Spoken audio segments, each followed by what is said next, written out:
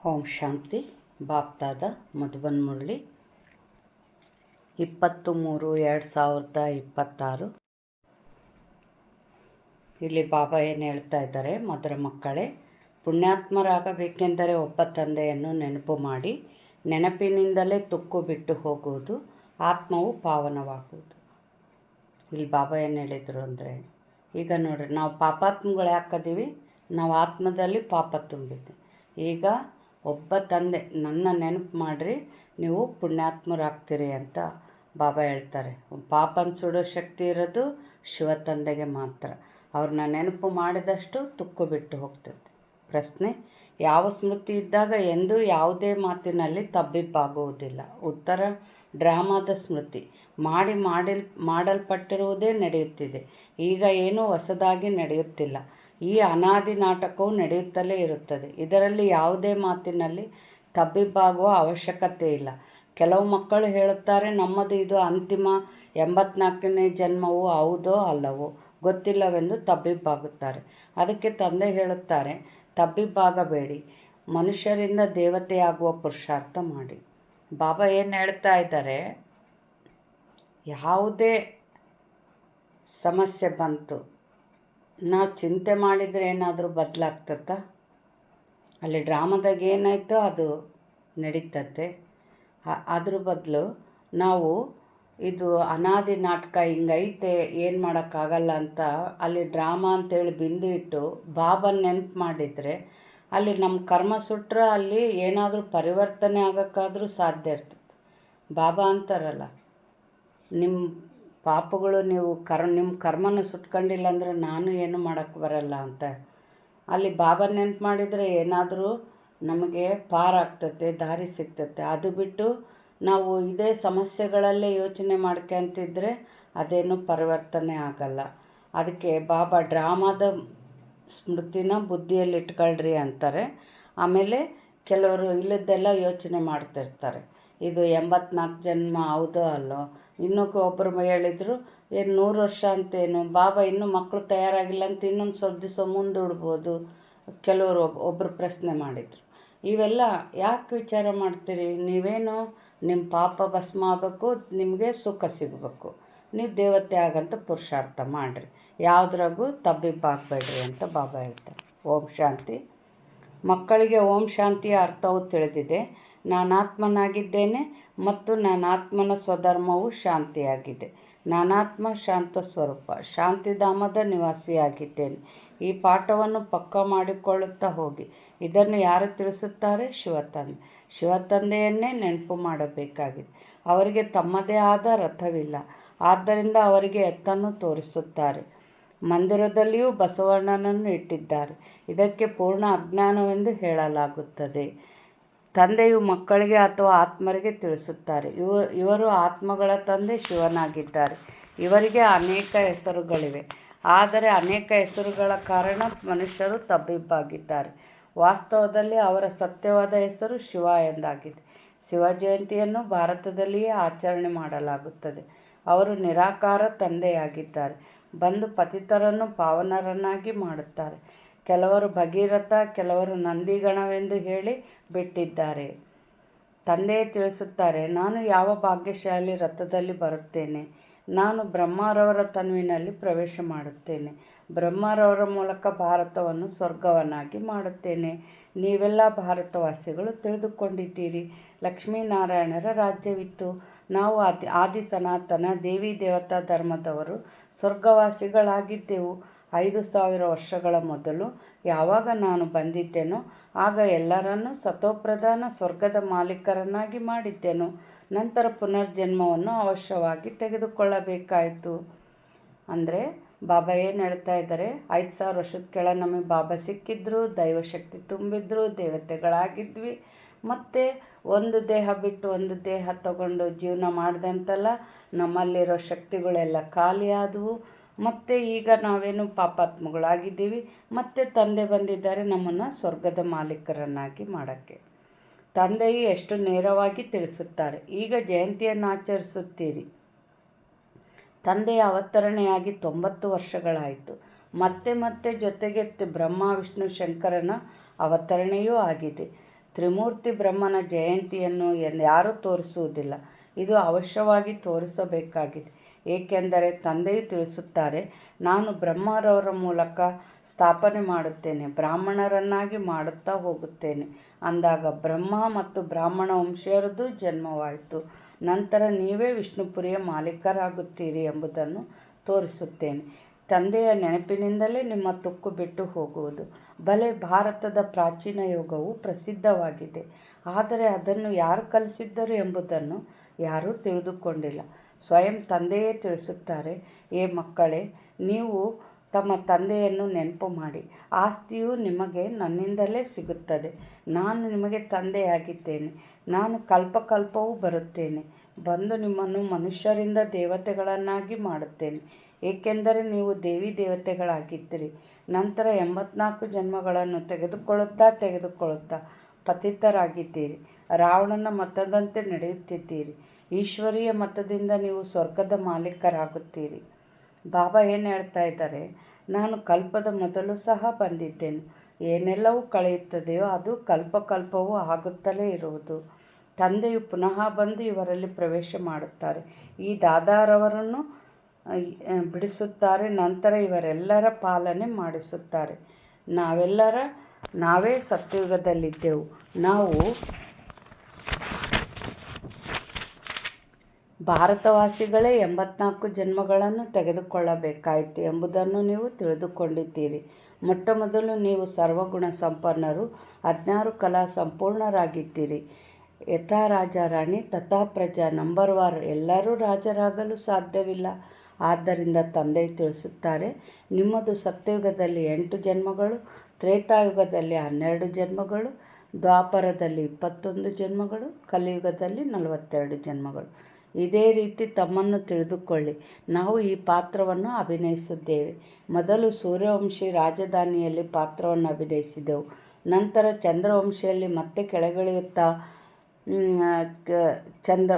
ನಂತರ ಚಂದ್ರವಂಶಿಯಲ್ಲಿ, ನಂತರ ಕೆಳಗಿಳಿಯುತ್ತಾ ವಾಮ ಮಾರ್ಗದಲ್ಲಿ ಬಂದೆವು. 63 ಜನ್ಮಗಳನ್ನು ತೆಗೆದುಕೊಂಡೆವು. ಭಾರತವಾಸಿಗಳೇ ಪೂರ್ಣ 84 ಜನ್ಮಗಳನ್ನು ತೆಗೆದುಕೊಂಡಿದ್ದಾರೆ. ಮತ್ಯಾವ ಧರ್ಮದವರು ಇಷ್ಟು ಜನ್ಮಗಳನ್ನು ತೆಗೆದುಕೊಳ್ಳುವುದಿಲ್ಲ. ಮತ್ಯಾವ ಧರ್ಮದವರು ಇಷ್ಟು ಜನ್ಮ ಯಾಕೆ ತಗೊಳ್ಳಲ್ಲ? ಎಲ್ಲ ಧರ್ಮದವರು ಇಳಿಯೋದೇ ದ್ವಾಪರ್ಲಿಂದ. ಅದಕ್ಕೆ ಸಂಪೂರ್ಣ 84 ಜನ್ಮ ತಗೊಳ್ಳೋದಿಲ್ಲ. ಗುರುನಾನಕರಿಗೆ 500 ವರ್ಷಗಳಾಯಿತು. ಅವರದು ಸುಮಾರು 12-14 ಜನ್ಮಗಳಿರಬಹುದು. ಕ್ರಿಶ್ಚಿಯನ್ನರದು 2000 ವರ್ಷಗಳಲ್ಲಿ 60 ಜನ್ಮಗಳನ್ನು ತೆಗೆದುಕೊಂಡಿರುತ್ತಾರೆ. ವೃದ್ಧಿಯಾಗುತ್ತಾ ಹೋಗುತ್ತದೆ. ಪುನರ್ಜನ್ಮಗಳನ್ನು ತೆಗೆದುಕೊಳ್ಳುತ್ತಾ ಹೋಗುತ್ತಾರೆ. ಬುದ್ಧಿಯಲ್ಲಿ ಇದನ್ನು ವಿಚಾರ ಮಾಡಿ. ನಾವೇ 84 ಜನ್ಮಗಳನ್ನು ತೆಗೆದುಕೊಂಡಿದ್ದೇವೆ. ಮತ್ತೆ ಸತೋಪ್ರಧಾನರಾಗಬೇಕಾಗಿದೆ. ಏನೆಲ್ಲವೂ ಕಳೆಯಿತೋ ಅದು ಡ್ರಾಮಾದಲ್ಲಿ ಏನು ಮಾಡಲ್ಪಟ್ಟಿದೆಯೋ ಅದೇ ಪುನರಾವರ್ತನೆಯಾಗುವುದು. ನಿಮ್ಮನ್ನು ಬೇಹದ್ದಿನ ಚರಿತ್ರೆಯಲ್ಲಿ ಕರೆದುಕೊಂಡು ಹೋಗುತ್ತೇನೆ. ನೀವು ಪುನರ್ಜನ್ಮವನ್ನು ತೆಗೆದುಕೊಂಡು ಬಂದಿದ್ದೀರಿ. ನೀವೀಗ 84 ಜನ್ಮಗಳನ್ನು ಪೂರ್ಣ ಮಾಡಿದ್ದೀರಿ. ಈಗ ಪುನಃ ತಂದೆಯು ನೆನಪು ತರಿಸಿದರು, ಮಕ್ಕಳೇ, ನಿಮ್ಮ ಮನೆಯು ಶಾಂತಿಧಾಮವಾಗಿದೆ. ಆತ್ಮದ ರೂಪವೇನಾಗಿದೆ? ಬಿಂದು. ಅಲ್ಲಿ ಹೇಗೆ ಬಿಂದುಗಳ ವೃಕ್ಷವಿರುತ್ತದೆ, ಆತ್ಮಗಳದು ನಂಬರ್ 1 ವೃಕ್ಷವಾಗಿದೆ.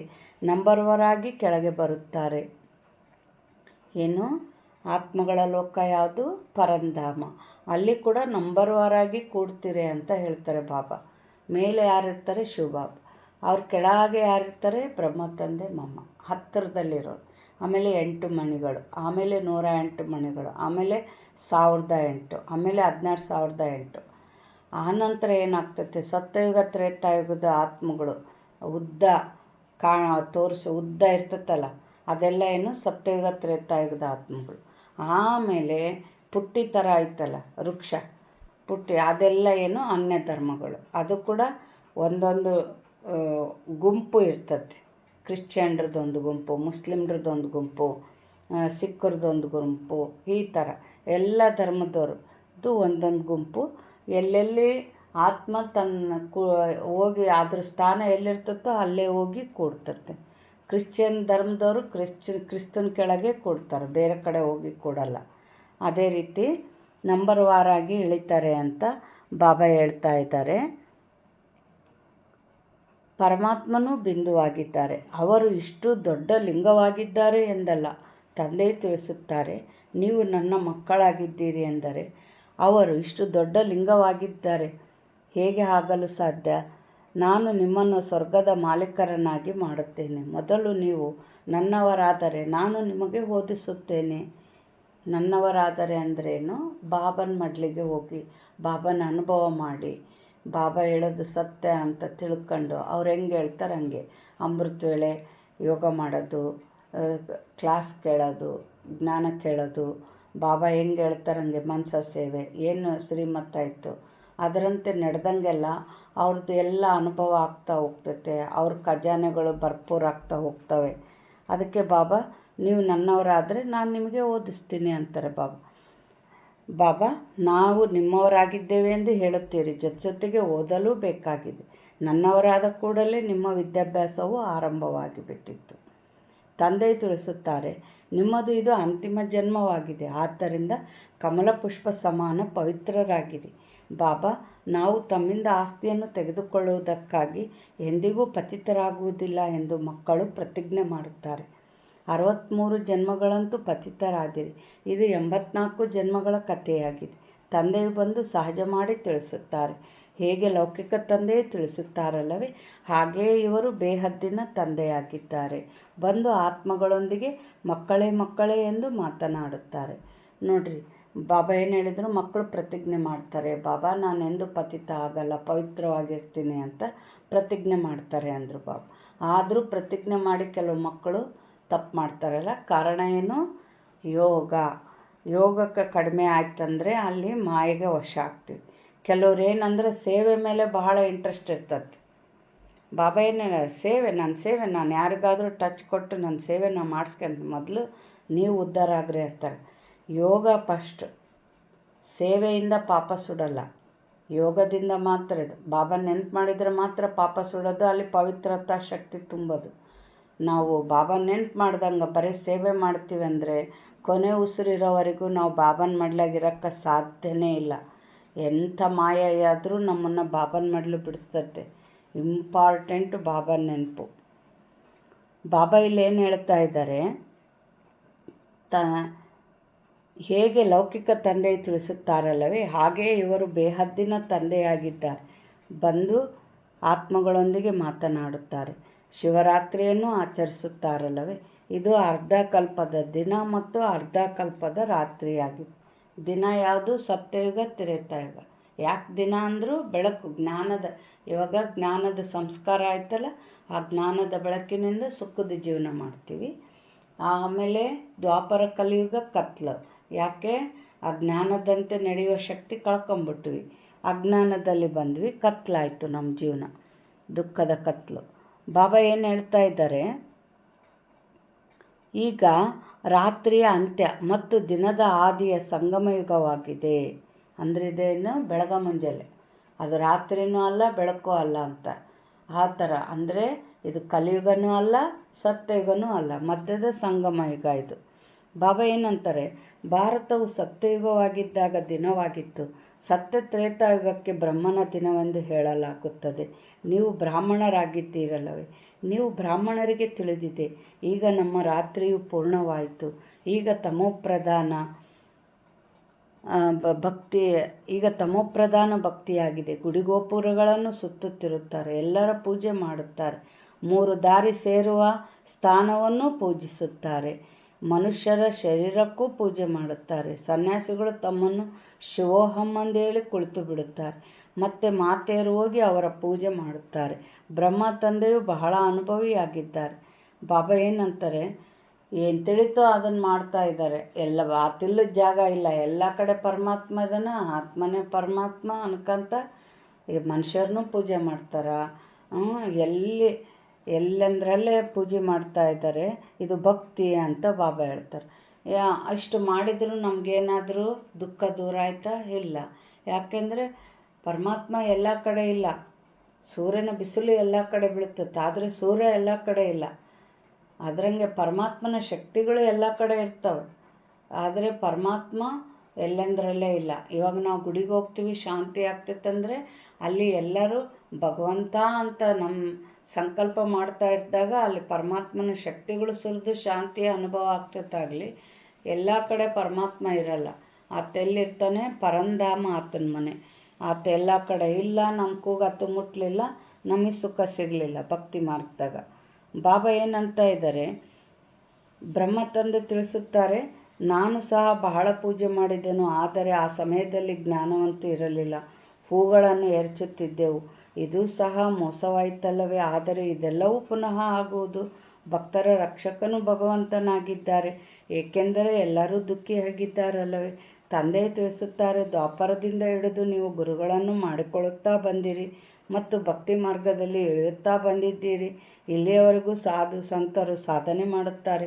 ತಂದೆ ತಿಳಿಸುತ್ತಾರೆ, ನಾನು ಅವರ ಉದ್ಧಾರವನ್ನೂ ಮಾಡುತ್ತೇನೆ. ಸಂಗಮ ಯುಗದಲ್ಲಿ ನಿಮ್ಮದು ಸದ್ಗತಿಯಾಗಿ ಬಿಡುತ್ತದೆ. ನಂತರ ನೀವು 84 ಜನ್ಮಗಳನ್ನು ತೆಗೆದುಕೊಳ್ಳುತ್ತೀರಿ. ತಂದೆ ಜ್ಞಾನಸಾಗರ ಮನುಷ್ಯ ಸೃಷ್ಟಿಯ ಬೀಜರೂಪನೆಂದು ಹೇಳಲಾಗುತ್ತದೆ.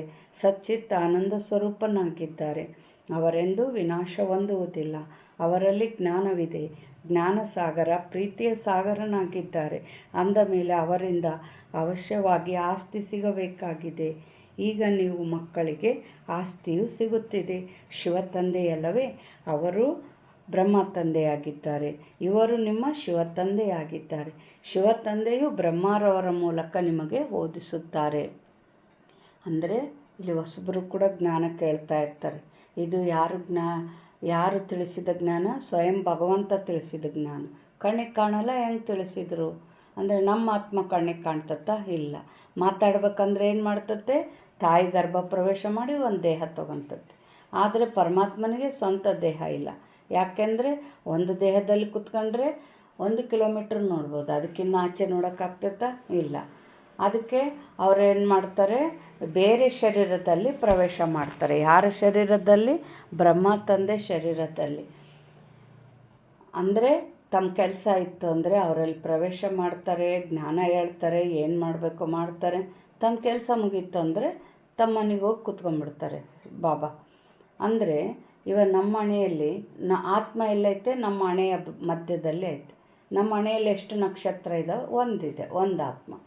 ಬ್ರಹ್ಮ ತಂದೆ ಹಣೆಯಲ್ಲಿ ಎಷ್ಟು ನಕ್ಷತ್ರ ಇದ್ದಾವೆ? 2. ಒಂದು ಬ್ರಹ್ಮ ತಂದೆದು, ಇನ್ನೊಂದು ಅವ್ರ ಪಕ್ಕ ಇನ್ನೊಂದು ಯಾವ್ದು ಇರ್ತದೆ? ಪರಮಾತ್ಮ ತಂದೆದು. 2 ನಕ್ಷತ್ರ ಇರ್ತವೆ. ಅದಕ್ಕೆ ಬಾಬಾ ಏನಂತಾರೆ? ನಾನು ಬ್ರಹ್ಮರವರವರ ಮೂಲಕ ನಿಮಗೆ ಓದಿಸ್ತೀನಿ ಅಂತಾರೆ. ಈಗ ಪ್ರಜಾಪಿತ ಬ್ರಹ್ಮಕುಮಾರ ಕುಮಾರಿಯರೆಂದು ಹೇಳಲಾಗುತ್ತದೆ. ಎಷ್ಟೊಂದು ಮಂದಿ ಬಿಕೆಗಳಿದ್ದಾರೆ. ನಮಗೆ ತಂದೆಯಿಂದ ಆಸ್ತಿ ಸಿಗುತ್ತದೆ. ತಂದೆಯು ನಮ್ಮನ್ನು ನರಕವಾಸಿಗಳಿಂದ ಸ್ವರ್ಗವಾಸಿಗಳನ್ನಾಗಿ ಮಾಡುತ್ತಾರೆ ಎಂದು ಹೇಳುತ್ತಾರೆ. ತಂದೆಯು ತಿಳಿಸುತ್ತಾರೆ, ಏ ಮಕ್ಕಳೇ, ನನ್ನೊಬ್ಬನನ್ನೇ ನೆನಪು ಮಾಡಿ, ಆಗ ನಿಮ್ಮ ತಲೆಯ ಮೇಲಿರುವ ಪಾಪಗಳ ಹೊರೆಯು ಭಸ್ಮವಾಗುವುದು ಮತ್ತು ನೀವು ಸತೋಪ್ರಧಾನರಾಗಿ ಬಿಡುತ್ತೀರಿ. ನೀವು ಸತ್ಯ ಚಿನ್ನ, ಸತ್ಯ ಆಭರಣಗಳಾಗಿದ್ರಿ. ಆತ್ಮ ಮತ್ತು ಶರೀರ ಎರಡೂ ಸತೋಪ್ರಧಾನವಾಗಿತ್ತು. ಆತ್ಮವು ಮತ್ತೆ ಸತೋ ರಜೋ ತಮೋ ಆದಾಗ ಶರೀರವು ಅಂಥ ತಮೋಗುಣವಾದದ್ದೇ ಸಿಗುತ್ತದೆ. ಏನು ಹೇಳಿದರು ಬಾಬಾ? ಆತ್ಮ ತಮೋಗುಣ ಆಯ್ತಂದರೆ ಶರೀರನೂ ತಮೋ ಆಗ್ತೈತೆ. ಅಂದ್ರೇನು ನೋಡ್ರಿ, ಈ ಮೊದಲವರಿಗೆ ಇವಾಗಿನಷ್ಟು ಕಾಯಿಲೆಗಳಿದ್ವಾ? ಇಲ್ಲ. ಯಾಕಂದರೆ ಅವರಲ್ಲಿ ಧರ್ಮ ಇತ್ತು. ಇವಾಗ ಪಾಪನೂ ಹೆಚ್ಚಾಗ್ಬಿಟ್ಟತ್ತೆ. ಆತ್ಮದ ಕಾಯಿಲೆಗಳು ಕೂಡ ಒಂದೊಂದು ಹೆಸರು ಕೇಳಂಗಿಲ್ಲ, ಒಬ್ಬೊಬ್ಬರದ್ದು ಕೇಳಂಗಿಲ್ಲ. ಅಷ್ಟು ನರಕ ಆಗಿಬಿಟ್ಟತ್ತೆ, ಅಷ್ಟು ಕಾಯಿಲೆಗಳು. ಕಾರಣ ಆತ್ಮದಲ್ಲಿ ಪಾಪ ತುಂಬಿದಂಗಲ್ಲ, ಅದರ ಪ್ರಭಾವ ಯಾವುದ್ರ ಮೇಲೆ ಬೀಳ್ತತೆ? ದೇಹದ ಮೇಲೆ ಬೀಳ್ತತೆ. ಅದಕ್ಕೆ ಬಾಬಾ ಏನು ಹೇಳಿದರು? ಆತ್ಮನೂ ತಮೋ, ಶರೀರನೂ ತಮೋ ಅಂತ ಹೇಳ್ತಾರೆ ಬಾಬಾ. ಈಗ ತಂದೆಯು ನಿಮಗೆ ಸಲಹೆ ನೀಡುತ್ತಾರೆ, ಮಕ್ಕಳೇ, ನನ್ನನ್ನು ನೆನಪು ಮಾಡಿ. ಏ ಪತಿತ ಪಾವನ, ಬನ್ನಿ ಎಂದು ನನ್ನನ್ನು ಕರೆಯುತ್ತೀರಲ್ಲವೇ? ಭಾರತದ ಪ್ರಾಚೀನ ರಾಜಯೋಗವು ಪ್ರಸಿದ್ಧವಾಗಿದೆ.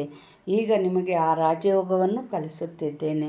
ನನ್ನೊಂದಿಗೆ ಬುದ್ಧಿಯೋಗವನ್ನು ಇಟ್ಟಿದ್ದೇ ಆದರೆ ಅದರಿಂದ ನಿಮ್ಮಲ್ಲಿರುವ ತುಕ್ಕು ಭಸ್ಮವಾಗುತ್ತದೆ. ಎಷ್ಟು ನೆನಪು ಮಾಡುತ್ತೀರೋ ಅಷ್ಟು ತುಕ್ಕು ಬಿಡುತ್ತಾ ಹೋಗುವುದು. ನಿಮ್ಮ ನೆನಪಿನದೇ ಮುಖ್ಯ ಮಾತಾಗಿದೆ. ಜ್ಞಾನವನ್ನು ತಂದೆಯು ಕೊಟ್ಟಿದ್ದಾರೆ. ಸತ್ಯಯುಗದಲ್ಲಿ ಯಥಾ ರಾಜಾರಾಣಿ ತಥಾ ಪ್ರಜಾ, ಎಲ್ಲರೂ ಪವಿತ್ರರಾಗಿದ್ದರು. ಅಂದರೆ ಲಕ್ಷ್ಮೀನಾರಾಯಣ ರಾಜ್ಯದಲ್ಲಿ ಪ್ರಜೆಗಳು ಕೂಡ ಲಕ್ಷ್ಮೀನಾರಾಯಣರಷ್ಟೇ ಶಕ್ತಿ, ದೈವಶಕ್ತಿ ತುಂಬಿದ ದೇವತೆಗಳಾಗಿರ್ತಾರೆ. ತ್ರೇತಾಯುಗದಾಗ ರಾಮ ಸೀತೆ ಎಷ್ಟು ರಾಮ ಸೀತೆಯಲ್ಲಿ ಎಷ್ಟು ದೈವಶಕ್ತಿ ಇರ್ತದೋ ಅವರ ಪ್ರಜೆಗಳಿಗೂ ಅಷ್ಟೇ ದೈವಶಕ್ತಿ ಇರ್ತದೆ. ಯಥಾ ರಾಜ ರಾಣಿ ತಥಾ ಪ್ರಜಾ. ಈಗ ಎಲ್ಲರೂ ಪತಿತರಾಗಿದ್ದಾರೆ. ತಂದೆ ತಿಳಿಸುತ್ತಾರೆ, ಇವರ ಬಹಳ ಜನ್ಮಗಳ ಅಂತಿಮ ಜನ್ಮದಲ್ಲಿ ನಾನು ಪ್ರವೇಶಿಸುತ್ತೇನೆ. ಇವರಿಗೆ ಭಾಗ್ಯಶಾಲಿ ರಥವೆಂದು ಹೇಳಲಾಗುತ್ತದೆ. ಇವರು ಓದಿ ನಂತರ ಮೊದಲನೇ ನಂಬರ್ನಲ್ಲಿ ಹೋಗುತ್ತಾರೆ. ನಂಬರ್ 1 ಆಗುತ್ತಾರಲ್ಲವೇ. ಆದರೆ ಮುಖ್ಯವಾಗಿ ಒಬ್ಬರೇ ಹೆಸರಿರುತ್ತದೆ. ತಂದೆಯು ಮಕ್ಕಳಿಗೆ 84 ಜನ್ಮಗಳ ರಹಸ್ಯವನ್ನು ಚೆನ್ನಾಗಿ ತಿಳಿಸಿದ್ದಾರೆ. ನೀವು ಆದಿ ಸನಾತನ ದೇವಿ ದೇವತಾ ಧರ್ಮದವರಾಗಿದ್ರಿ, ಹಿಂದೂ ಧರ್ಮದವರಲ್ಲ. ನೀವು ಧರ್ಮಶ್ರೇಷ್ಠ ಕರ್ಮಶ್ರೇಷ್ಠರಾಗಿದ್ರಿ. ನಂತರ ರಾವಣನ ಪ್ರವೇಶತೆಯಾಗಿದ್ದರಿಂದ ಕರ್ಮಭ್ರಷ್ಟ ಧರ್ಮಭ್ರಷ್ಟರಾಗಿದ್ದೀರಿ. ತಮ್ಮನ್ನು ದೇವಿ ದೇವತೆಗಳೆಂದು ಕರೆಸಿಕೊಳ್ಳುವುದರಲ್ಲಿ ಸಂಕೋಚವಾಗುತ್ತದೆ. ಆದ್ದರಿಂದ ಹಿಂದೂ ಎಂದು ಹೆಸರನ್ನು ಇಟ್ಟುಬಿಟ್ಟಿದ್ದಾರೆ. ವಾಸ್ತವದಲ್ಲಿ ಆದಿ ಸನಾತನ ದೇವಿ ದೇವತಾ ಧರ್ಮದವರಾಗಿದ್ದರೆ ನೀವು 84 ಜನ್ಮಗಳನ್ನು ತೆಗೆದುಕೊಂಡು ಪತಿತರಾಗಿ ಬಿಟ್ಟಿದ್ದೀರಿ. ಭಾರತವಾಸಿಗಳಿಗಾಗಿಯೇ 84 ಜನ್ಮಗಳ ಚಕ್ರವಿದೆ. ಎಲ್ಲರೂ ಹಿಂತಿರುಗಿ ಹೋಗಲೇಬೇಕಾಗಿದೆ. ಮೊದಲು ನೀವು ಹೋಗುತ್ತೀರಿ. ಹೇಗೆ ದಿಬ್ಬಣವು ಹೊರಡುತ್ತದೆಯಲ್ಲವೇ. ಶಿವ ತಂದೆಗೆ ಪ್ರಿಯತಮನೆಂತಲೂ ಹೇಳುತ್ತಾರೆ. ಈ ಸಮಯದಲ್ಲಿ ನೀವು ಪ್ರಿಯತಮೆಯರು ಚೀಚಿ ತಮೋಪ್ರಧಾನರಾಗಿದ್ದೀರಿ. ನಿಮ್ಮನ್ನು ಪವಿತ್ರರನ್ನಾಗಿ ಮಾಡಿ ಕರೆದುಕೊಂಡು ಹೋಗುತ್ತಾರೆ. ಬಾಬಾ ಇಲ್ಲೇನು ಹೇಳಿದರು? ಶಿವನ ದಿಬ್ಬಣ ಅಂದರು. ಅಂದ್ರೇನು? ಮೆರವಣಿಗೆ. ಯಾವಾಗ? ಅಂತಿಮದಲ್ಲಿ. ಮೆರವಣಿಗೆ ಅಂದರೆ ಹೇಗಿರ್ತತೆ ನೋಡ್ರಿ. ಬಂಡಿ ಮೆರವಣಿಗೆ ಆದರೆ ಹೆಂಗಿತ್ತು? ಇಬ್ಬರು ಮದುಮಕ್ಕಳನ್ನ ಒಂದು ಸ್ಟೂಲ್ ಹಾಕಿ ಅದೇ ಮೇಲೆ ಎತ್ತರದಲ್ಲಿ ಕೂಡಿಸಿರ್ತಾರೆ. ಆಮೇಲೆ ಏನು, ಮುಂದೆ ಕಳಸ ಹಿಡ್ಕೊಂಡವರು ಮೇಳ ಊದೋರು ಮುಂದೆ ಮುಂದೆ ಹೋಗ್ತಾ ಇರ್ತಾರೆ. ಆಮೇಲೆ ಎಲ್ಲರೂ ಹಿಂದಿಂದೆ ಬರ್ತಾ ಇರ್ತಾರೆ. ಈಗ ಈ ದಿಬ್ಬಣದಲ್ಲಿ ನಮ್ಮ ಸ್ಥಾನ ಎಲ್ಲಿರಬೇಕು? ಇಲ್ಲಿ ವರ ಯಾರು? ಶಿವಬಾಬಾ. ವಧುಗಳು ಯಾರು? ನಾವು. ಆದರೆ ಯಾರನ್ನ ಪಕ್ಕಕ್ಕೆ ಕೂಡಿಸ್ಕೊಂಡು ಹೋಗ್ತಾರೆ ಬಾಬಾ? ಪಾರ್ವತಿನ ಮಾಡ್ಕೊಂಡು ಯಾರನ್ನ ಕರ್ಕೊಂಡು ಹೋಗ್ತಾರೆ ಅಂದರೆ, ಯಾರು ಬಾಬನ ಸಮಾನ ಶೃಂಗಾರ ಆಗಿರ್ತಾರೋ ಅವ್ರನ್ನ ಪಕ್ಕದಲ್ಲಿ ಕೂಡಿಸ್ಕೊಂತಾರೆ. ಯಾರು ಶೃಂಗಾರ ಆಗಿಲ್ಲೋ ಅವರೆಲ್ಲ ಏನು ಹಿಂದಿಂದೆ ಅಂದರೆ ಬಂಡಿ ಮುಂದಕ್ಕೆ ಹೋದಂಗೆಲ್ಲ ಓಡೋಡಿ ಹಿಂದಿಂದ ಬರ್ತಿರ್ತಾರಲ್ಲ ನಡ್ಕೊಂಡು. ಅದ್ರಂಗೆ ನಾವು ಇನ್ನೂ ಪಾಪ ಸಂಪೂರ್ಣ ಪಾವನ ಆಗಿಲ್ಲ, ಪಾಪ ಇನ್ನೂ ಐತೆ ಅಂದರೆ ಶಿಕ್ಷೆನ ಭೋಗಿಸಿ ಅಂತಿಮದಲ್ಲಿ ಹಿಂದಿಂದೆ ಬರೋಂಥರಾಗ್ತೀವಿ. ನೋಡಿರಿ, ಈ ದಿಬ್ಬಣದಲ್ಲಿ ನಿಮ್ಮ ಸ್ಥಾನ ಯಾವುದು ನೀವೇ ಫಿಕ್ಸ್ ಮಾಡ್ಕೋಬೇಕು. ಅಂದರೆ ನೋಡಿರಿ, ಎಲ್ಲರೂ ನಡ್ಕೊಂಡು ಬರ್ತಿರ್ತಾರೆ, ಕಾಲು ನೋವು ಆಗ್ತಿರ್ತತೆ. ಬಟ್ ವಧುವರ ಅವರೇನು ಅವ್ರನ್ನ ಆಸನದ ಮೇಲೆ ಕೂಡಿಸಿರ್ತಾರೆ. ಎಲ್ಲರೂ ಅಕ್ಷತೆ ಹಾಕ್ತಾ ಇರ್ತಾರೆ, ಆಶೀರ್ವಾದ ಮಾಡ್ತಾ ಇರ್ತಾರೆ. ಇವಾಗ ನಾವು ಎಲ್ಲಿ ಕೂತ್ರೆ ಚೆನ್ನಾಗಿರ್ತತೆ? ಅಲ್ಲಿ ವಧುವಾಗಿ ಬಾಬನ ಪಕ್ಕ ಕೂತ್ಕೊಂಡ್ರೆ ಆರಾಮ್ ಕೂತಿರ್ತೀವಿ. ಕಾಲು ನೋಯೆಲ್ಲ ಏನಿಲ್ಲ. ಆಮೇಲೆ ಲಾಸ್ಟು ಏನು, ಎಲ್ಲರೂ ಜೈ ಜೈಕಾರ ಆಗ್ತಿರ್ತಾರೆ, ಸಾಕ್ಷಾತ್ಕಾರ ಆಗ್ತಿರ್ತೈತಿ. ಇವ್ರು ಏನು ಪದವಿ ಪಡೀತಾರೆ, ಹೇಗೆ ಪುರುಷಾರ್ಥ ಮಾಡಿದ್ದಾರೆ ಅಂತ ಬಾಬಾ ಎಲ್ಲರಿಗೆ ಸಾಕ್ಷಾತ್ಕಾರ ಮಾಡಿಸ್ತಾನೆ. ಎಲ್ಲರೂ ಜೈ ಜೈಕಾರ ಆಗ್ತಿರ್ತಾರೆ. ಆಗ ಖುಷಿ ಖುಷಿಯಿಂದ ನಾವು ಬಾಬನ ಜೊತೆಗೆ ಪರಂಧಾಮಕ್ಕೆ ಹೋಗೋದು. ಇದು ಶಿವನ ದಿಬ್ಬಣ ಅಂತ ಬಾಬಾ ಹೇಳ್ತಾ ಇದ್ದಾರೆ. ಈಗ ಆತ್ಮರನ್ನು ಪಾವನ ಮಾಡಿ ಕರೆದುಕೊಂಡು ಹೋಗುತ್ತಾರೆ. ಇವರಿಗೆ ಮುಕ್ತಿದಾತ ಮಾರ್ಗದರ್ಶಕನೆಂದು ಹೇಳಲಾಗಿದೆ. ಬೇಹದ್ದಿನ ತಂದೆಯು ಕರೆದುಕೊಂಡು ಹೋಗುತ್ತಾರೆ. ಅವರ ಹೆಸರೇನು? ಶಿವ ತಂದೆ. ಹೆಸರು ಶರೀರಕ್ಕೆ ಬರುತ್ತದೆ, ಆದರೆ ಪರಮಾತ್ಮನೆಂದೇ ಹೆಸರಿದೆ. ಬ್ರಹ್ಮ ವಿಷ್ಣು ಶಂಕರನಿಗಾದರೂ ಸೂಕ್ಷ್ಮ ಶರೀರವಿದೆ. ಶಿವ ತಂದೆಗೆ ಯಾವುದೇ ಶರೀರವಿಲ್ಲ. ಅವರಿಗೆ ಶಿವ ತಂದೆ ಅಂತಲೇ ಹೇಳಲಾಗುತ್ತದೆ. ಓ ಮಾತ್ಮಿತಾ, ನಾವು ನಿಮ್ಮ ಬಾಲಕರಾಗಿದ್ದೇವೆ ಎಂದು ಮಕ್ಕಳು ಹೇಳುತ್ತೀರಿ. ಅನ್ಯರಂತೂ ಕೇವಲ ಕೂಗುತ್ತಿರುತ್ತಾರೆ, ಏಕೆಂದರೆ ಅವರಿಗೆ ತಿಳಿದೇ ಇಲ್ಲ. ಒಂದು ವೇಳೆ ಇದು ಎಲ್ಲರಿಗೆ ಅರ್ಥವಾಗಿ ಬಿಟ್ಟರೆ ಏನಾಗುವುದೋ ಗೊತ್ತಿಲ್ಲ. ನೋಡ್ರಿ, ಯಾಕೆ ಎಷ್ಟೆಲ್ಲ ಕರಿತೀವಿ, ಎಷ್ಟೆಲ್ಲ ಮಾಡಿದ್ರು ಕೆಲವೇ ಮಂದಿ ಬರ್ತಾರೆ. ಯಾಕೆ? ಎಲ್ಲರೂ ಬಂದರೆ ಅದು ಕೂಡ ಸತ್ಯಯುಗ ಹೋಗಿ ಅದನ್ನು ಕಲಿಯುಗ ಆಗಿಬಿಡ್ತೈತೆ. ಅಲ್ಲಿ ಯಾಕೆ ಸುಖ ಶಾಂತಿ ಎಲ್ಲ ಇರ್ತತೆ? ಜನಸಂಖ್ಯೆ ಕಡಿಮೆ ಇರ್ತತೆ. ಅದಕ್ಕೆ ಬಾಬಾ ಏನಂತಾರೆ, ಎಲ್ಲರಿಗೂ ಅರ್ಥವಾದರೆ ಏನಾಗ್ತತೋ ಗೊತ್ತಿಲ್ಲ ಅಂತ ಹೇಳ್ತಾರೆ. ನೋಡ್ರಿ ಬಾಬಾ. ಈಗ ದೈವಿ ವೃಕ್ಷದ ನಾಟಿ ಆಗುತ್ತದೆ. ವಜ್ರ ಸಮಾನರಿಂದ ಕವಡೆಯಂತೆ ಆಗುವುದರಲ್ಲಿ 84 ಜನ್ಮಗಳು ಹಿಡಿಸುತ್ತವೆ. ಮತ್ತೆ ಹೊಸದಾಗಿ ಆರಂಭವಾಗುವುದು. ವಿಶ್ವದ ಚರಿತ್ರೆ ಭೂಗೋಳವು ಪುನರಾವರ್ತನೆಯಾಗುವುದು. ತಂದೆ ತಿಳಿಸುತ್ತಾರೆ, ನೀವು ಪೂರ್ಣ 84 ಜನ್ಮಗಳನ್ನು ತೆಗೆದುಕೊಂಡಿದ್ದೀರಿ. 84 ಲಕ್ಷ ಜನ್ಮಗಳಿರಲು ಸಾಧ್ಯವಿಲ್ಲ. ಇದು ದೊಡ್ಡ ತಪ್ಪಾಗಿದೆ. ಏನು ಹೇಳಿದರು ಬಾಬಾ? 84 ಲಕ್ಷ ಜನ್ಮ ಅಂತ ಹೇಳ್ಬಿಟ್ರು. ಪ್ರಾಣಿಗಳು ಪಕ್ಷಿಗಳಾಗಿ ಹುಟ್ಟುತ್ತೀವಿ ಅಂತ. ಅದು ತಪ್ಪು. ನೋಡ್ರಿ, ನಾವು ಮನುಷ್ಯರಾಗಿಯೇ ಹುಟ್ಟುತ್ತೀವಿ. ಪುನರಪಿ ಜನನಂ ಪುನರಪಿ ಮರಣಂ. ಮತ್ತು ಪಾತ್ರ ಫಿಕ್ಸು. ಇವಾಗ ಏನು ದೇಹ ಏನು ಪಾತ್ರ ಮಾಡ್ತಿದ್ವೋ ಅದೇ 5000 ವರ್ಷಗಳ ನಂತರ ಅದೇ ಪಾತ್ರ ಮಾಡ್ತೀವಿ. ಈಗ ಪುಣ್ಯ ಮಾಡಿದರೆ ಸುಖ ಹೊಂದ್ತೀವಿ, ಪಾಪ ಮಾಡಿದರೆ ದುಃಖ ಹೊಂದ್ತೀವಿ.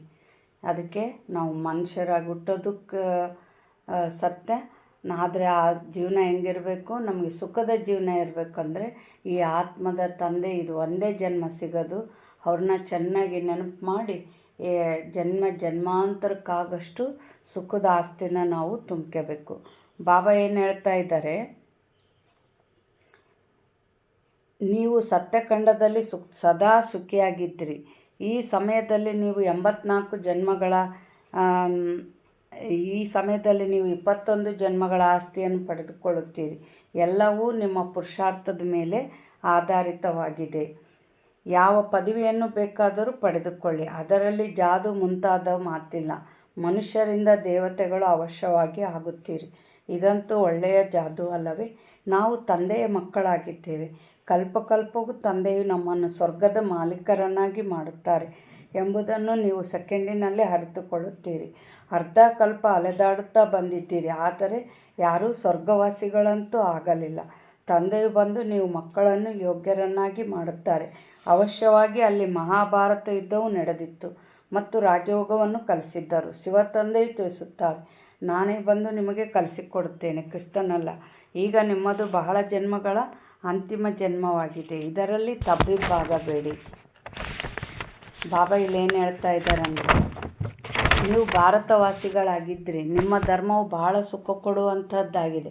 ಅನ್ಮ ಧರ್ಮದವರಂತೂ ವೈಕುಂಠದಲ್ಲಿ ಬರಲು ಸಾಧ್ಯವಿಲ್ಲ.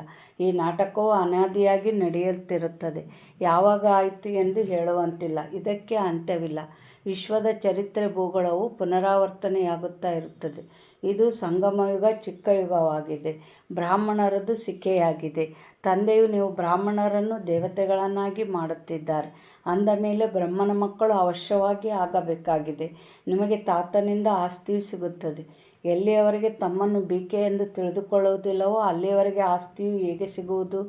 ಆದರೂ ಸಹ ಯಾರಾದರೂ ಅಲ್ಪ ಸ್ವಲ್ಪ ಜ್ಞಾನವನ್ನು ಕೇಳಿದರೂ ಸಹ ಸಾಧಾರಣ ಪ್ರಜೆಗಳಲ್ಲಿ ಬರುತ್ತಾರೆ. ಬರುವುದಂತೂ ಖಂಡಿತವಾಗಿದೆ. ಶಿವತಂದೆಯು ಬ್ರಹ್ಮರವರ ಮೂಲಕ ಬ್ರಾಹ್ಮಣ, ದೇವತಾ, ಕ್ಷತ್ರಿಯ ಧರ್ಮದ ಸ್ಥಾಪನೆ ಮಾಡುತ್ತಾರೆ. ಗೀತೆಯನ್ನು ಬಿಟ್ಟರೆ ಮತ್ಯಾವುದೇ ಶಾಸ್ತ್ರವಿಲ್ಲ. ಗೀತೆಯು ಸರ್ವೋತ್ತಮ ದೈವಿ ಧರ್ಮದ ಶಾಸ್ತ್ರವಾಗಿದೆ. ಇದರಿಂದ 3 ಧರ್ಮಗಳು ಸ್ಥಾಪನೆಯಾಗುತ್ತವೆ. ಬ್ರಾಹ್ಮಣರು ಇಲ್ಲಿಯೇ ಆಗಬೇಕಾಗಿದೆ. ದೇವತೆಗಳು ಇಲ್ಲಿಯೇ ಆಗುತ್ತೀರಿ. ಒಳ್ಳೆಯದು. ಮಧುರಾತಿ ಮಧುರ ಅಗಲಿ ಹೋಗಿ ಮರಳಿ ಸಿಕ್ಕಿರುವ ಮಕ್ಕಳ ಪ್ರತಿ ಮಾತ್ಪಿತಾ ಬಾಪ್ದಾದರವರ ನೆನಪು, ಪ್ರೀತಿ ಹಾಗೂ ಸುಪ್ರಭಾತ. ಆತ್ಮಿಕ ತಂದೆಯಿಂದ ಆತ್ಮಿಕ ಮಕ್ಕಳಿಗೆ ನಮಸ್ತೆ.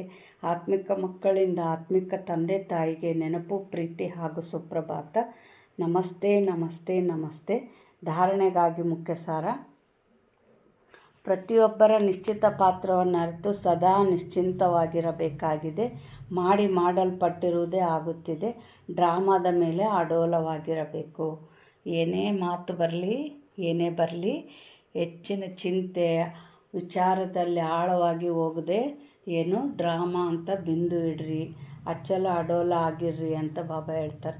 ಈ ಚಿಕ್ಕದಾದ ಸಂಗಮಯುಗದಲ್ಲಿ ತಂದೆಯಿಂದ ಪೂರ್ಣ ಆಸ್ತಿಯನ್ನು ತೆಗೆದುಕೊಳ್ಳಬೇಕಾಗಿದೆ. ನೆನಪಿನ ಬಲದಿಂದ ತುಕ್ಕನ್ನು ತೆಗೆದು ಸ್ವಯಂವನ್ನು ಕವಡೆಯಿಂದ ವಜ್ರ ಸಮಾನ ಮಾಡಿಕೊಳ್ಳಬೇಕಾಗಿದೆ. ಮಧುರ ವೃಕ್ಷದಲ್ಲಿ ಹೋಗುವುದಕ್ಕಾಗಿ ಯೋಗ್ಯರಾಗಬೇಕಾಗಿದೆ. ಬಾಬಾ ಏನು ಹೇಳಿದರು? ಮಧುರ ವೃಕ್ಷದಲ್ಲಿ ಅಂದರೆ ಸತ್ಯಯುಗ, ತ್ರೇತಾಯುಗದಲ್ಲಿ ಹೋಗ್ಬೇಕಂದ್ರೆ ಏನು ಯೋಗ್ಯರಾಗಬೇಕು ಅಂತಾರೆ ಬಾಬಾ.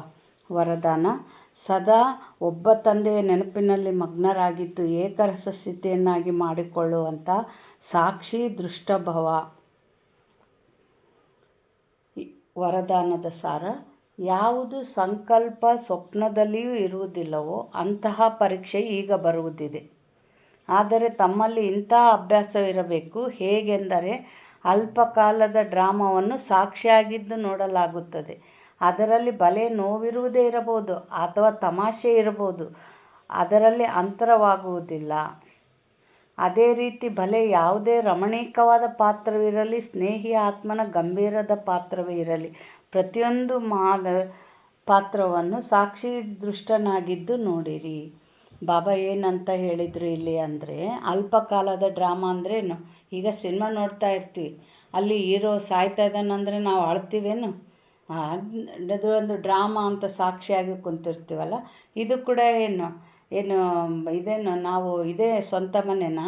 ಆಯ್ತು, ಸ್ವಲ್ಪ ಬಂದೀವಿ, ನಮ್ಮ ನಿಜ ಮನೆ ಯಾವುದು? ಪರಂಧಾಮ. ಈಗ ವಾಪಸ್ ನಮ್ಮ ಮನೆ ನಾವು ಹೋಗಬೇಕು. ಹೌದಾ? ನಾವು ಪಾತ್ರ ಮಾಡೋಕ್ಕಂತ ಬಂದೀವಿ, ಇದೇ ಸ್ವಂತ ಮನೆ ಅಂತ ತಿಳಿದು ಕೂತ್ಕೊಂಡ್ಬಿಟ್ಟಿವಿ. ಹೌದಾ? ಇಲ್ಲಿ ಕೂಡ ಏನೇ ನಡೀಲಿ ಡ್ರಾಮಾ ಅಂತ ಸಾಕ್ಷಿಯಾಗಿ ನೋಡೋದು ಕಲೀರಿ ಅಂತ ಬಾಬಾರು ಹೇಳ್ತಾರೆ. ಆಗ ಸಾಕ್ಷಿಯಾಗಿದ್ದಾಗ ದುಃಖ ಚಿಂತೆಯಲ್ಲಿ ಹೋಗಲ್ಲ, ಮತ್ತು ಬಾಬಾನ ನೆನಪು ಇದ್ದೇ ಇರ್ತದೆ. ಸಾಕ್ಷಿ ದೃಷ್ಟನಾಗಿದ್ದು ನೋಡಿರಿ, ಏಕರಸ ಸ್ಥಿತಿ ಇರಲಿ. ಆದರೆ ಇಂಥ ಸ್ಥಿತಿ ಆಗಬೇಕೆಂದರೆ ಸದಾ ಒಬ್ಬ ತಂದೆಯ ನೆನಪಿನಲ್ಲಿ ಮಗ್ನರಾಗಿರಬೇಕು. ಬಾಬಾ ಎಲ್ಲ ಜ್ಞಾನ ಹೇಳ್ತಾರೆ, ಆದರೆ ನಮಗೆ ಆ ಸ್ಥಿತಿ ಇರಲ್ಲ. ಇರಬೇಕಂದ್ರೆ ಏನಿರಬೇಕು? ಯೋಗ ಶಕ್ತಿ ಇರಬೇಕು. ಅದಕ್ಕೆ ಈ ಮುರಳಿನ ಯಾವ ಥರ ಕೇಳಬೇಕು? ಕಣ್ಣುಡಿ ಬಿಂಬ ನೋಡಿದಾಗ ನಂದು ಎಲ್ಲದು ರೂಪ ಅಲಂಕಾರ ಎಲ್ಲ ಗೊತ್ತಾಗ್ತೈತಲ್ಲ, ಎಲ್ಲಿ ಸರಿ ಇಲ್ಲ ಅಂದರೆ ಸರಿ ಮಾಡ್ಕೊತೀವಲ್ಲ, ಅದರಂಗೆ ಮುರಳಿ ಕೇಳುವಾಗ ನಾನು ಎಷ್ಟು ಪರ್ಸೆಂಟೇಜ್ ಐತೆ ನನ್ನ ಸ್ಥಿತಿ ಇದ್ರಾಗ, ನಾನು ಇನ್ನೂ ಎಷ್ಟು ಪರಿವರ್ತನೆ ನನ್ನಲ್ಲಿ ಬರಬೇಕು, ಇನ್ನೂ ಎಷ್ಟು ಯೋಗ ಮಾಡಬೇಕು ಅನ್ನೋದು ಬುದ್ಧಿಯಲ್ಲಿ ಬರಬೇಕು. ಸ್ಲೋಗನ್: ದೃಢ ನಿಶ್ಚಯದಿಂದ ತಮ್ಮ ಭಾಗ್ಯವನ್ನು ನಿಶ್ಚಿತಗೊಳಿಸುತ್ತೀರಿ ಎಂದರೆ ಸದಾ ನಿಶ್ಚಿಂತವಾಗಿರುತ್ತೀರಿ. ಅಂದರೆ ದೃಢ ನಿಶ್ಚಯ, ನಾನು ಇದನ್ನು ಇಂಥದ್ದೇ ಆಗಬೇಕು, ಗುರಿ ಇರಬೇಕು ಅಂತ ಹೇಳ್ತಾರೆ ಬಾಬಾ. ನಾನು ಇಂಥದ್ದೇ ಆಗಬೇಕು ಅಂತ ಗುರಿ ಇಟ್ಕೊಂಡು ಮಾಡಿದಾಗ ಅಲ್ಲಿ ಅದಕ್ಕೆ ತಕ್ಕಂಗೆ ಪುರುಷಾರ್ಥ ಮಾಡ್ತಾ ಇರ್ತೀವಿ. ಪುರುಷಾರ್ಥ ಆದಂಗೆಲ್ಲ ನಿಶ್ಚಿಂತವಾಗಿದ್ದೇ ಇರ್ತೀವಿ. ಅವ್ಯಕ್ತ ಸೂಚನೆ: ಕರ್ಮ ಮಾಡುವುದಕ್ಕೆ ಮೊದಲು ನಿಶ್ಚಯವಿಟ್ಟುಕೊಳ್ಳಿ, ನಮ್ಮ ವಿಜಯ ಆಗೇ ಇದೆ. ಅನೇಕ ಕಲ್ಪ ವಿಜಯಿ ಆಗಿದ್ದೇವೆ. ಯಾವಾಗ ಅನೇಕ ಕಲ್ಪ ಅನೇಕ ಬಾರಿ ವಿಜಯಿಯಾಗಿ ವಿಜಯಮಾಲೆಯಲ್ಲಿ ಪೋಣಿಸಲ್ಪಡುವಂಥ ಪೂಜೆಯಾಗುವಂಥವರಾಗಿದ್ದೀರಿ ಎಂದಾಗ ಈಗ ಅದನ್ನೇ ಪುನರಾವರ್ತಿಸಬೇಕು. ಮಾಡಲ್ಪಟ್ಟಿರುವಂತಹ ಕರ್ಮ ಮತ್ತೊಮ್ಮೆ ಪುನರಾವರ್ತಿಸಬೇಕು. ಅದಕ್ಕೆ ಹೇಳಲಾಗುತ್ತದೆ, ಮಾಡಲ್ಪಟ್ಟಿರುವಂಥದ್ದು ಮಾಡಲಾಗಿದೆ, ಆದರೆ ಈಗ ಪುನಃ ಪುನರಾವರ್ತಿಸಿ. ಮಾಡಲ್ಪಟ್ಟಿರುವ ಎಂದು ಹೇಳಲಾಗುತ್ತದೆಯೇ, ಅದನ್ನು ಈಗ ಪೂರ್ಣ ಮಾಡಬೇಕು. ನೋಡ್ರಿ, ಬಾಬಾ ಇಲ್ಲಿ ಏನು ಹೇಳ್ತಾ ಇದ್ದಾರಂದರೆ, ಮಕ್ಕಳೇ ನೀವೇ ದೇವತೆಗಳು, ಇವಾಗ ದೇವತೆಗಳಾಗಬೇಕು ಅಂತಂದಿದ್ರೆ ಏನು ಮಾಡ್ತಿದ್ವಿ? ನಾವು ದೇವತೆಗಳಾಗದ ಸಾಧ್ಯನೇ ಇಲ್ಲ ಬಿಡು ಅಂತಿದ್ವಿ. ಅದಕ್ಕೆ ಬಾಬಾ ಬುದ್ಧಿವಂತ ಏನು ಹೇಳ್ಬಿಟ್ರು? ನೀವು ಆಗಿದ್ರಿ, ಲೆಕ್ಕ ಇಲ್ಲದಷ್ಟು ಬಾರಿ ನೀವು ಲಕ್ಷ್ಮೀನಾರಾಯಣನ ಥರ ಆಗಿದ್ರಿ, ಇವಾಗ ಮತ್ತೆ ಆಗಬೇಕು. ಆಗಿದ್ರಿ ಅನ್ನೋ ಮಾತು ನಮಗೇನಾಯಿತು? ಅಂದರೆ ಆ ಶಕ್ತಿ ನಮ್ಮಲ್ಲಿ ಐತೆ, ನಾವಾಗ್ತೀವಿ ಅಂಥೇಳಿ ಪುರುಷಾರ್ಥದಲ್ಲಿ ನಿಶ್ಚಿತ ಬಂತು. ಅದರಂತೆ ಯಾವುದೇ ಅಂದರೆ ನಾನು ವಿಜಯ ಆಗಿದ್ದೀನಿ, ಮತ್ತು ಇವಾಗ ಅದೇ ಪಾತ್ರ ಇಲ್ಲಿ ಸಂಸ್ಕಾರ ಐತೆ, ಎಲ್ಲ ನಾನು ವಿಜಯಿ ಆಗುವಂಥ ಸಂಸ್ಕಾರ ಐತೆ, ವಿಜಯಿ ಆಗಿದ್ದೀನಿ. ಅದರಂತೆ ಮತ್ತೆ ನನಗೆ ಶಕ್ತಿಗಳು ಇಮರ್ಜ್ ಆಗ್ತವೆ, ಜ್ಞಾನ ಇಮರ್ಜ್ ಆಗ್ತೈತೆ, ವಿಜಯಮಾಲೆ ಮಣಿ ಹಾಗೆ ಆಗ್ತೀನಿ. ಈ ಥರ ನಿಶ್ಚಯ ಇರಬೇಕು. ನಿಶ್ಚಯದ ಫೌಂಡೇಶನ್ನೇ ಬಲಗೊಳಿಸಿ, ಆಗ ಸದಾ ನಿರ್ಭಯ ಮತ್ತು ನಿಶ್ಚಿಂತರಾಗಿರ್ತೀರಿ ಅಂತ ಬಾಬಾ ಹೇಳ್ತಾರೆ. ಒಳ್ಳೆಯದು. ಓಂ ಶಾಂತಿ.